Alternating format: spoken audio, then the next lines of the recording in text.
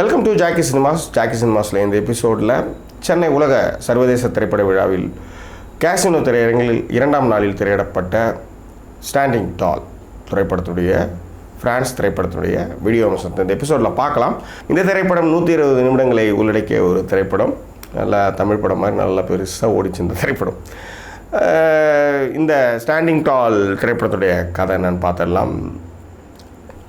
Meloni சின்ன வயசுலேயே சிறுவர் சீர்திருத்த கோர்ட்டுக்கு அழைத்து விடப்படுகிறான் அம்மாவால்.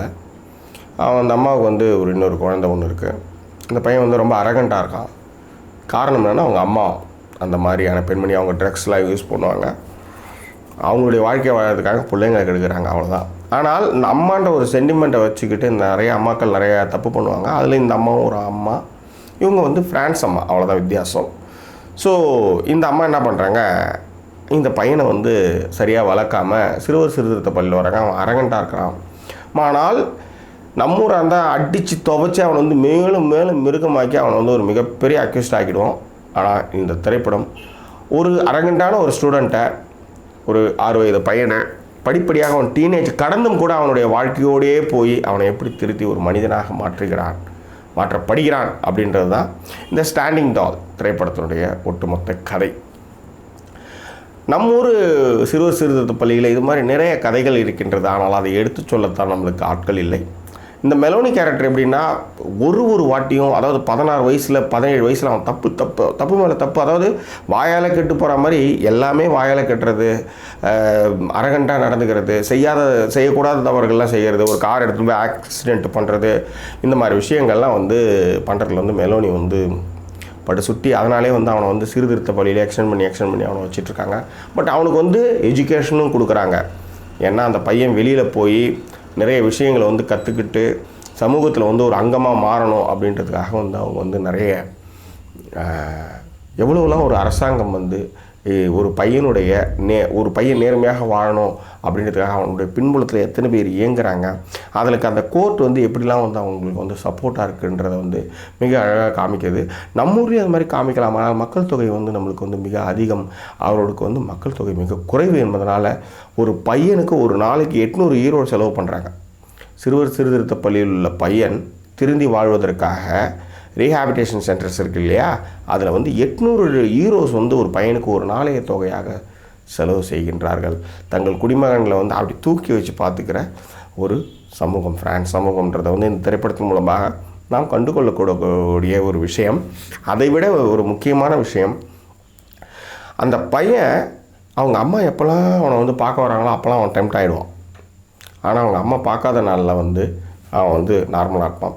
அவனுக்கு ஒரு காதல், அவனுக்கு ஒரு காமம். ஸோ இந்த மாதிரி அழகாக ட்ராவல் ஆகிட்டுருக்கு.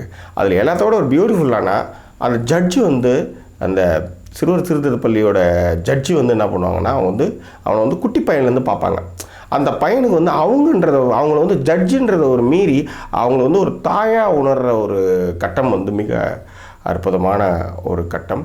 அவன் அதுக்கப்புறம் அவன் எப்படி ஒரு கைண்டான பர்சனாக அவன் மாறுறான் அப்படின்றத மிக அழகாக சொல்லியிருக்காங்க. பட் படம் கொஞ்சம் லென்த்துனாலும் கூட அவங்களுடைய பாயிண்ட் ஆஃப் வியூவில், அந்த மெலோனி அந்த பையனுடைய பாயிண்ட் ஆஃப் வியூவில் அந்த கதை மிக அழகாக போகுது. சில இடங்களில் ஒர்க்கர்ஸே கொஞ்சம் நேரத்தில் டெம்ப்ட் அதிகமாகும் பொழுது அவங்க வேறு மதமாலாம் போகிறாங்க.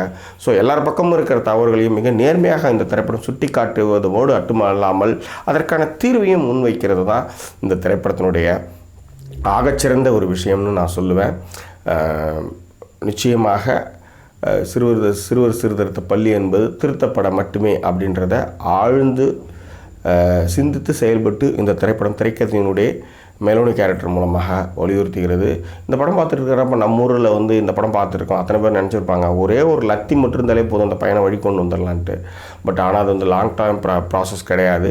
ஸோ இப்படித்தான் ஒரு குழந்தையை அவனுடைய வழிக்கே சென்று அவனை வழியெடுத்து அவனை நல்வழிப்படுத்த வேண்டும் என்பதை இந்த திரைப்படம் மிக அழகாக உணர்த்துக்குவதோடு மட்டுமல்லாமல் கிளைமேக்ஸில் மெலோனி தன்னுடைய குழந்தையை எடுத்துக்கிட்டு போய் அந்த ஜட்ஜம்மா கிட்ட ஆசீர்வாதம் வாங்கி அந்த குழந்தையோட கையோடு எடுத்துகிட்டு வரும்பொழுது நெகிழ்ச்சியினுடைய உச்சத்துக்கு செல்வதோடு கண்களில் 2 துளி கண்ணீரையும் எட்டி பார்க்கின்றது.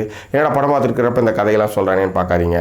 படம் பார்க்கும்பொழுது இன்னும் நீங்கள் நிறைய விஷயங்களை உணர்வீர்கள். ஸ்பாய்லர்ஸ்லாம் நான் சொல்கிறேன்னா நீங்கள் எப்படி இந்த படம்லாம் பார்க்க போகிறதில்ல, பார்த்தீங்கன்னா இது ஒரு நெகிழ்ச்சியினுடைய உச்சமாகவே இருக்கும்னு நான் உறுதி சொல்கிறேன். இந்த திரைப்படத்தை எமானுவேல் பர்கட் எழுதி இயக்கியிருக்கிறார். ரொம்ப அற்புதமான ஒரு ஃபீல் குட் மூவி. இந்த திரைப்படத்துக்கு ஜாக்கி சினிமாஸ் அளிக்கக்கூடிய மதிப்பெண் 5க்கு 4. இந்த தளம் பிடித்திருந்தால் சப்ஸ்கிரைப் பண்ணுங்கள், நண்பர்கிட்ட ஷேர் பண்ணுங்கள். மீண்டும் வேறொரு திரைப்படத்தினுடைய வீடியோ விமர்சனத்தோடு உங்களை நான் சந்திக்கிறேன். அதுவரை நன்றி உயிரோடு வருது உங்கள் ஜாக்கி ஷேகர். நன்றி, வணக்கம்.